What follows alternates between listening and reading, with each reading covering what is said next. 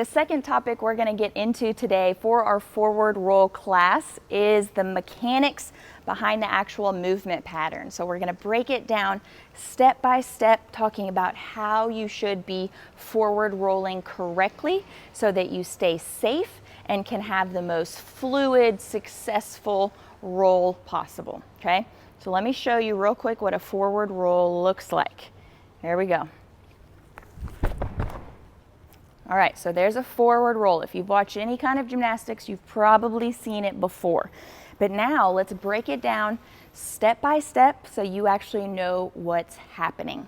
And keep in mind that as we're going through this section of the class, breaking it down into these really in-depth pieces, steps, is for those athletes who are brand new to rolling, brand new to gymnastics, or who just don't quite have an understanding of what should be happening to roll correctly, okay? So it's gonna seem like this roll is really slow and really segmented, but in reality, what we're doing is just making sure you fully understand all the mechanics, all the moving parts that go into rolling safely so that we can then learn it, understand it, and then eventually pick the speed back up, add some power in there, and turn the forward roll into a big, fun gymnastics skill, okay? So first thing we're gonna do is start with our feet hip width apart. This is because especially as you're learning, you wanna make sure that if you go a little bit too powerful, you have too much rotation, you're always keeping yourself safe. So if you roll really fast the first time accidentally and you've got some space between your legs, guess what? You've created a safe space for your face as you go to sit up, okay? If athletes start out learning how to roll with their legs together, yes, you would think that it's really good form to practice, but we'll get into the form later. I don't want a new athlete keeping their legs together because if it's too powerful of a roll while they're learning, I definitely don't want that face or your nose to go right into your knees, okay? So feet apart, create space for your face. All right, here we go. Now, second step, we're gonna squat down to the ground. Hands are gonna come out in front of us. I'm gonna lift my hips and my booty up in the air here, and then I'm gonna walk my feet in as close to my hands as possible, okay? This position, this step right here is so important, but we're gonna get more in depth with it in the next section of the class when we talk about gravity and weight distribution. So just remember, keep in mind that this position is super important, okay? But bear with me for a few minutes. So after I've walked my feet in as close to my hands as possible, I'm gonna tuck my chin and stare at my belly button.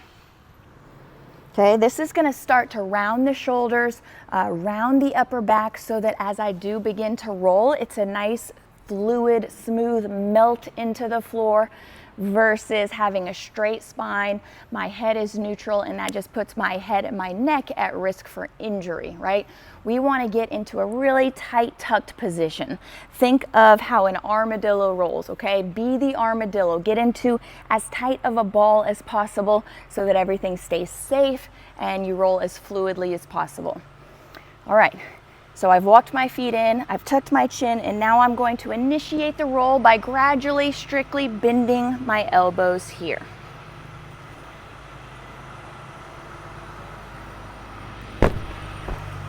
Boom, okay? So you wanna think of this as like a strict movement. Your arms and your gradual elbow bend are really helping to slow your speed down so that you can control how fast you roll to the floor, okay? You definitely don't want to leave your elbow straight because that's going to turn into more of like a tip over, like a handstand, a fall from a handstand, and then all of a sudden, whoop, you're going to fall flat on your back again, okay? So it's a gradual bend of the elbows. Now what you also hopefully saw is that the only part of my head that came in contact with the ground was the very back, right?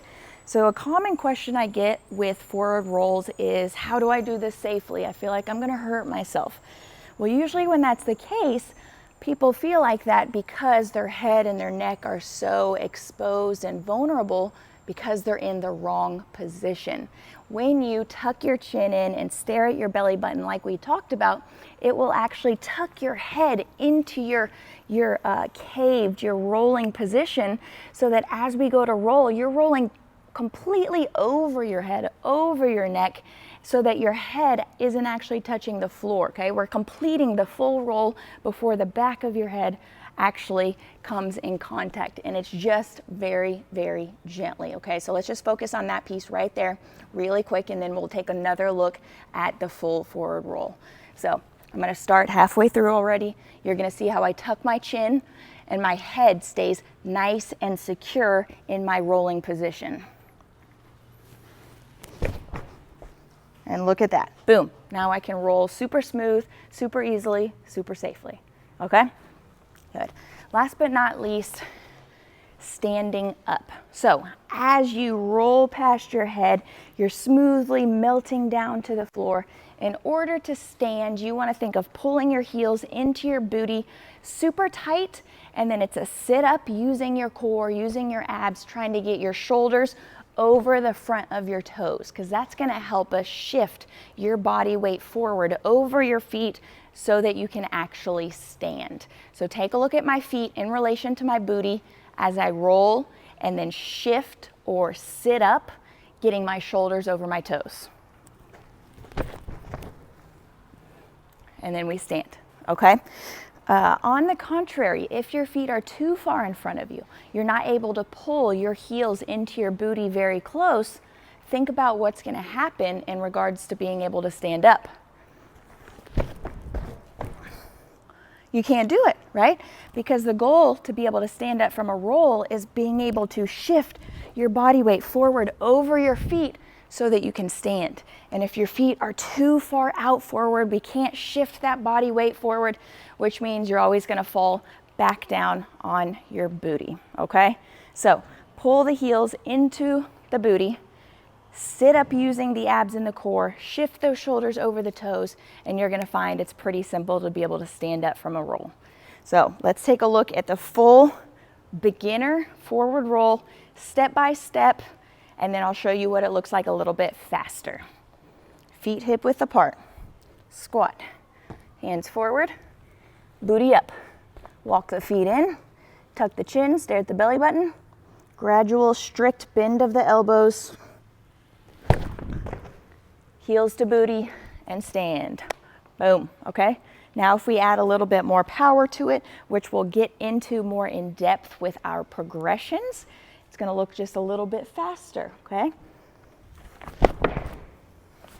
Boom, and it's a lot more fun. So it's worth it to learn how to forward roll correctly from the beginning so that we can add power and momentum and speed back into the equation and make sure you stay safe and be as successful as possible.